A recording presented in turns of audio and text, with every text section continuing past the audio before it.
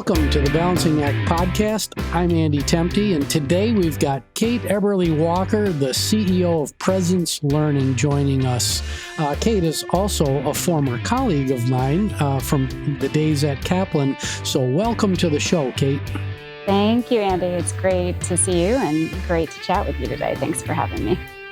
Yeah, Kate and I worked on a number of acquisition deals while at Kaplan. So we built financial models and we made cases for businesses. And I can't say enough. I don't want this to turn into a love fest, but I just can't say enough about how fondly I remember our time together. We traveled, we negotiated, we made a few slides, right? Yeah. all the good memories.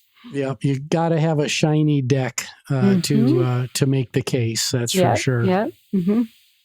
So today we're going to continue our series on the Reskilling Revolution and explore the topic through the lens of individuals with physical and mental challenges. Kate, you run this business, Presence Learning, so I'm really eager to learn more about the work you do there. But before we get started, let's just start with your story and how you got to where you are. Sure. So I'm a finance person at heart, I think still. I started out, I always loved math, loved working with numbers. I used to follow my dad worked in a bank, and I used to get to go with him to work sometimes, and he'd give me, things to add up on his calculator and print out. And I just, I always thought that I would go to work in finance. And so I studied accounting and finance in my undergrad, and I went to work in investment banking. My first job out of college was at Goldman Sachs. And somehow in those years there, I found my way into first the publishing industry and then ultimately the education industry. So I spent 5 years in banking, got to advise a lot of great clients, one of my favorites of which was the Washington Post Company, and which of course owns Kaplan, which is, as you say, where we met and worked together. And I ended up working at Kaplan for almost a decade. So it was really a very formative part of my career. I talk about it as it's where I grew up as a professional. I worked on M&A acquisitions. I worked on investing, other corporate projects, and I just really got to study the education industry from all angles. I worked on almost 80 acquisitions, so I got to study all these different companies, get to know all these management teams and business models, and it turned out over the course of those years, I was forming stronger and stronger opinions of my own about what made for a good business, what was the right way to run a business. And, honestly, it must happen without me realizing it. After years of refusing to be interested in opportunities to move to the operating side, I suddenly found it was really what I wanted to do. So I left Kaplan after all those years and went to join IAC Interactive Corp. They had just bought their first education company, Tutor.com. They were looking for someone like me with industry knowledge and opinions and perspective to help them think about how to grow a bigger online consumer education-focused business. So I went over there. We, among other things, acquired the Princeton Review, merged it in with Tutor.com, and in shortcutting a story and not make it too long, I moved from the deal side to the operating side then. I became the CFO and then ultimately the CEO of that business. And, I always say I wasn't a person who went through my career saying, I'm going to be a CEO one day.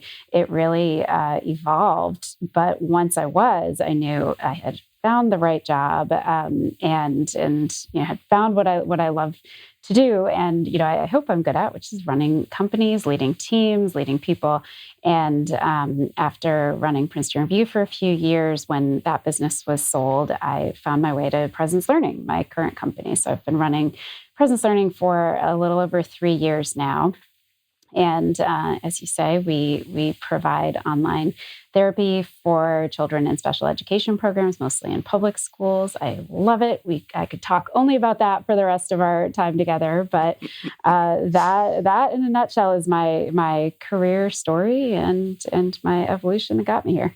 And you're sticking to it. So the big question, though, we're two finance people, and this is going to say a lot about you as a person. Are you Texas Instruments or are you Hewlett Packard? HP. Oh, what does that say? Uh-oh. Oh, it just means that everything is backwards, or at one time everything was backwards in your life. It's just how I learned it. But the truth is, I'm an Excel person at heart. I've never moved over to using a MacBook. I've got to have my Excel. I know all the keystrokes, and even when I'm working out a seemingly non-numerical problem, doing some business thinking, problem solving, I think in Excel. I just kind of open a blank sheet and noodle around and move things around, and it helps me figure things out. So I would say I'm an Excel person at heart. When you were a kid working with your dad at the bank, were you able to become a blistering 10-key gal? What is that? I don't know what that is. Well, 10-key, that's that calculator that's got the paper, and yeah. It's a special set of hand-eye coordination. Oh, I was really good at that. Yeah, I just didn't have a name for it, and I loved it. I loved it, and I didn't realize until I was fully grown that wasn't real work I was doing. Like my dad would, prepare these folders, these manila folders with, sheets of paper with different numbers. And it would be very important that I add them all up and print out the results and keep them in the folders. And I thought for years that was serious, important work that I was doing for him. Well, your experience with 10-key is what then makes the HP more accessible to you. Just a little fun fact. That is a fun fact for me. I don't know if anyone in our audience is going to agree, but well, yeah, we'll see with the comments. But let's. What is one key accelerant to your career that you can share with our listeners? Was there a spark? Was there, like something that really put rocket boosters behind you? Well, it was for me, it was a person who I went to work for. It was when I left Kaplan and went to tutor.com. I went to work for a woman named Mandy Ginsberg. She was the CEO there at the time. She had been the CEO of Match.com. And, she recruited me personally, individually, because I had the knowledge, I had the perspective that she wanted, that she felt she needed for her business. And it was the first time that I was really treated that way. When you're younger and you're moving up in your career, you're trying to convince people that, to take a chance on you. Like, she's pretty smart. I think she can do the job. And this was, it was really, I was just treated so differently from the start as, we want you to come because you've done this, because you know this. And, from the start, I worked differently. It was a real lesson in, the value of perception, confidence, all of these things that, circle around the substance of the work itself really do matter. And I think it ultimately made my work better because I had this seat at the table. And from there, everything, it was 2 years after making that change that I first became a CEO. And I never would have predicted that at the point that I was starting out there. Yeah, that's cool. So now we're going to get into the business that you lead. I don't know if you know this, but the rock band that I'm in, our motto is rocking out and doing good. We give back to the community, and it's all about having fun, but also giving back. And I'm really intrigued by the business that you run, because you must have kind of the same, that built-in purpose and that that drives your time at Presence. Can you let our listeners know more about Presence Learning's purpose and what makes you most excited about that business? Yeah, we have really two amazing elements to our purpose. One is to ensure that every child in the public education system has access to the therapy and support services that they need to be successful. And that's, coming to Presence Learning was very eye-opening for me at the time. I was new to this sector of education, and I didn't have full awareness of how difficult it can be to identify a disability, diagnose a disability. And even once all of that is done, and you know what the child needs for supports, finding the right professional with the right license in the right place is incredibly difficult. This is hard work, and there aren't enough people doing it. So we started out, the company was founded in 2009, this belief that you could solve at least some of that by providing the service online. And a lot of the early school districts that Presence Learning worked with were in very remote rural areas where, they'd say they couldn't find a single school psychologist, within 200 miles of the district. So this was just really revolutionary for them. I think that the innovators in education are often those with the highest need, right? The ones who really need to figure something out, figure out a different way. And that was definitely true for Presence Learning in the early days for teletherapy. What I realized as I was coming in, that we had an equally important mission, which was to provide a different kind of career path for the therapists and the psychologists and the counselors who do this work. This is very hard work. It can be very draining, and it is done primarily by women. So greater than 3/4 of the professionals in these sectors, sometimes much more, depending on the license, are women. And a lot of them start out working in schools, driving from location to location.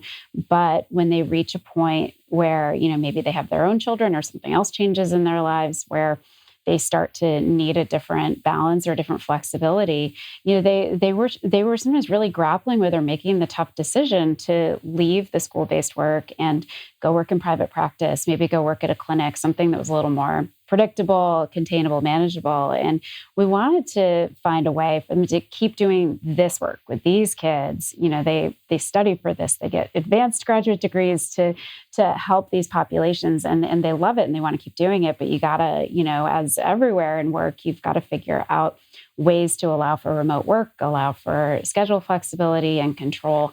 And we did that. We do that. And as a result, today, we give over 2,000 working mom therapists work opportunities to keep doing this therapy with kids in schools. So to me, that's become, as much of a driver and a purpose to what we do. Oh, that is just phenomenal. This series that we're doing is all about the Reskilling Revolution. For our listeners that are just coming into the series right now, organizations like World Economic Forum estimate that up to 1 billion people will need to be reskilled over the next decade. We tend not to talk about populations that have challenges, and I'd really like to bring that into the conversation. Can you talk to us about and I'll just take a step back here. This is very personal to me because my little sister was one of those individuals who had not one but two children with disabilities going through the school system. I can attest directly from her experience how difficult it was to find the right people. And her children are now are now grown. They're of age, and they're active participants in the workforce. And I think we kind of turn a blind eye to that segment of the workforce. So let's dive in there. And can you talk to us about the role that K-12 special education professionals can play in preparing individuals like my sister's children for the future world of work? Yeah. This is such a great question. So I think, first, I think it's important to remember the whole philosophy of special education in U.S. public schools, which is not only to provide these children with supports and to provide them with therapy to address their disabilities, but to do so with an intention to, as much as possible, keep them integrated into the general education programs and the mainstream, so to speak, school environment. I think that's really important and speaks to workforce readiness too. I mean, it's really showing, telegraphing to these children that, they can be successful with everyone else. They don't need to be in separate classrooms. They can have the same jobs that everyone else has ultimately, right? I think it's important that we start with that philosophy, and that when we establish these programs, we try to avoid creating separate special education classrooms entirely. We try to keep these kids together in the classroom as much as possible. The other thing that I think about a lot is so communication is key to, it's key to probably everything in life, right? It's key to relationships, yep. Key to your career.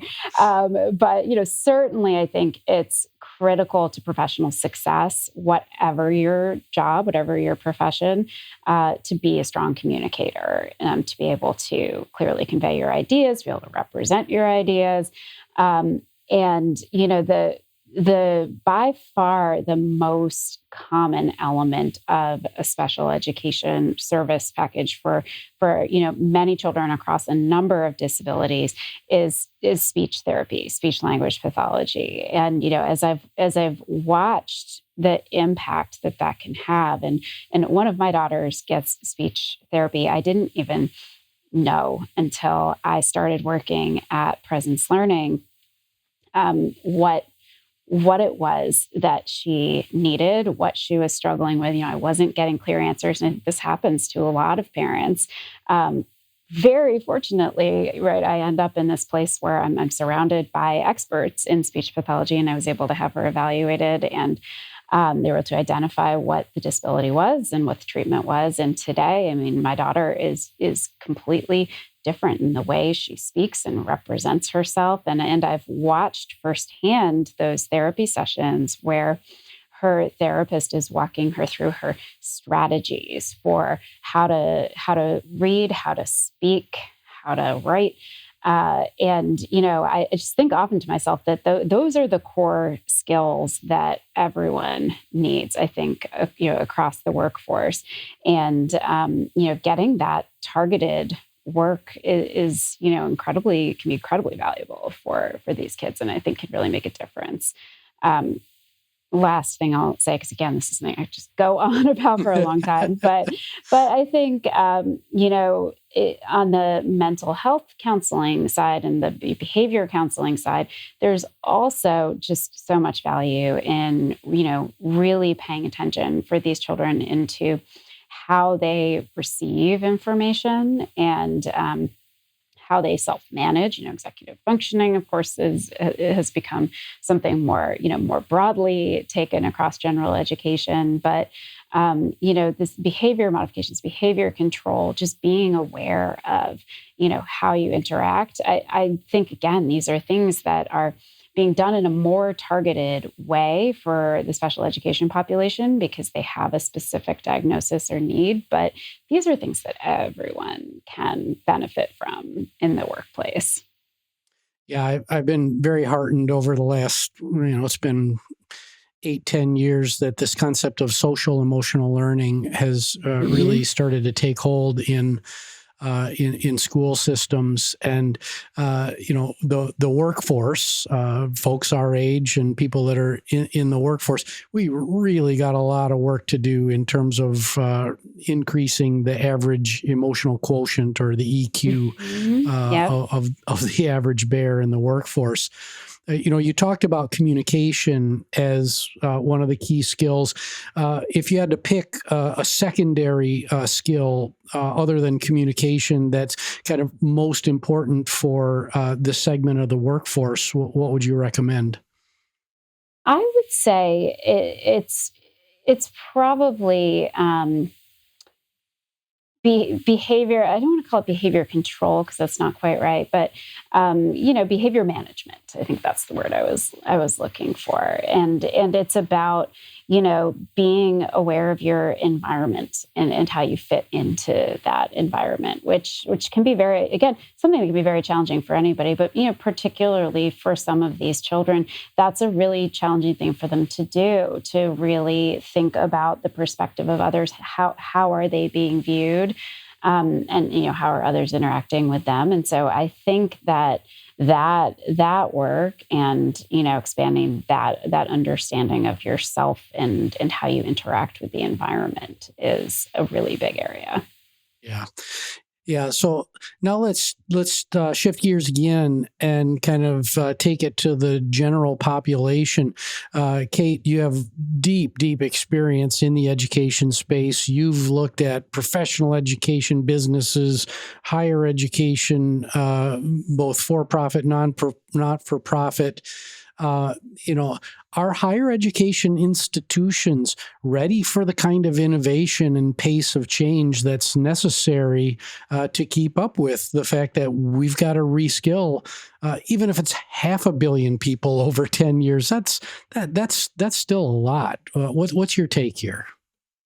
I think that higher ed institutions are ready and have been underutilized in this, in this evolution that we've seen, this rapid evolution over the past decade in particular. I think there's an important role for these institutions to play in reskilling and in, the new education of a workforce. And this is my opinion, but I think that employers are responsible for one kind of training, and I think have not, on the whole, done a great job and have been called out on that more recently. That there's company-specific, job-specific training that should be done and can be best done by employers, and I think that there still needs to be a lot more investment there. I actually think that's the segment that has more to do and is still less ready in my mind. And then you've got the higher education institutions where there's professional training that can happen there. There's also, all of the other skills that we look for when we're hiring employees. Again, communication skills, processing, aptitude, problem solving, critical thinking. These are the areas that will always have value. With everybody is made into a stronger employee by being educated in those topics. And we have all of these great institutions that I think are just need to and are thinking now differently about what their product is and what their value add is. Yeah, I'm conscious to not put you on the spot necessarily, but I'm going to right now, and you're going to have a great answer, I'm sure. Which is, what do you make of this very well-known disconnect and the finger pointing, frankly, that happens between businesses and higher education institutions? 90+% of provosts believe that their graduating seniors are ready for the world of work, whereas 20, 30% of CEOs. It depends on the study you look at, but there's a pretty big gulf in terms of CEOs think that college graduates are not work ready. So who's right? It's always something in the middle, but who's more right here? Well, I think that what they're really disagreeing about is the definition of readiness. What does readiness mean? And so this is, well, you know me, I always find the diplomatic answer, but I actually think they're both right. I really do. And it's that, like the higher ed institutions are doing their part. I think the provosts are right to make someone employment ready, I'll call it. But to be job ready, there's more training that needs to be done, and I really think should be done. And then this by the employer. And, that I think I probably partly feel this way because that was the experience that I had. So, and I, and my undergrad degree was actually fairly professionally oriented. I mean, I double majored in accounting and finance, and I went to work in investment banking. So I was, I was educated and I was ready to go. But when I, started my job, when I was a fresh graduate, day one at Goldman Sachs, I didn't start working. I went into a very thoughtful, rigorous, extensive training program that went on for weeks before I was job ready. And I think that's the way to do it. That's the way it should be done. I aspire. That's something that to me, Goldman is still the gold standard for me when I think about my own work experiences and what I aspire to build in my own companies. I think that having that thoughtful of a program to take anyone coming from whatever their educational background is from capable and ready to work to being ready to do that specific job.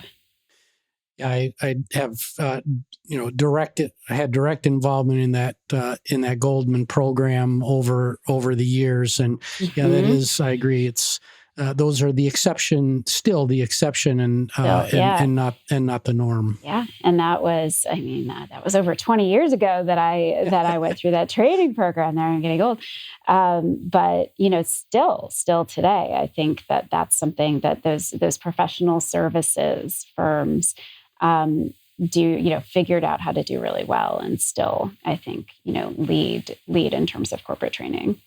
Okay, so that's going to be our advice to CEOs of corporations: is double down on your training and really get thoughtful on the at the front end of things. I've got two more questions before we run out of time.